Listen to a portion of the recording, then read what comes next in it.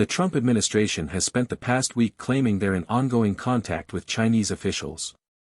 Spokesperson Caroline Leavitt even said during a press briefing that a trade deal is nearly finalized, that the groundwork is in place and talks are moving forward.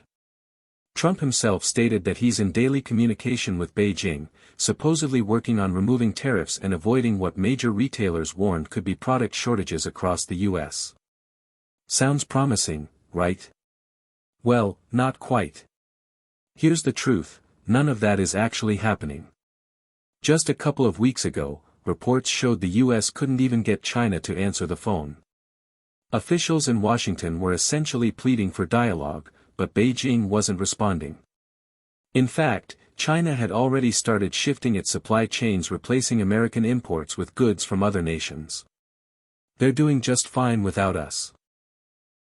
And to top it off, China released a public statement at the end of the week, clearly denying everything Trump claimed. According to their official position, there have been no discussions or negotiations about tariffs, and absolutely no trade agreement in the works. They even called the U.S. reports false. China added that while they're open to negotiations, if a trade fight continues, they're fully prepared to stand their ground.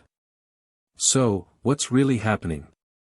Apparently, the Trump team hasn't spoken with any actual Chinese government officials. Instead, as confirmed by U.S. administrative sources, they've had what they call low-level contact, but not with people who have the authority to make any decisions.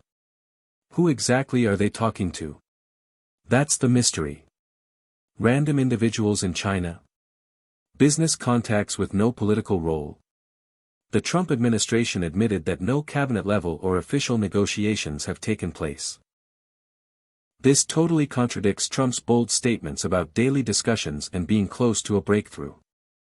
The reality is that China is moving on, securing trade deals with countries like Brazil and Australia to replace American goods, while the U.S. remains dependent on Chinese manufacturing for items like smartphones, laptops, and TVs.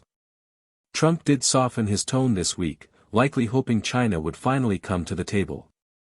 But Beijing hasn't budged. They're in a stronger position and clearly not rushing to accommodate U.S. demands.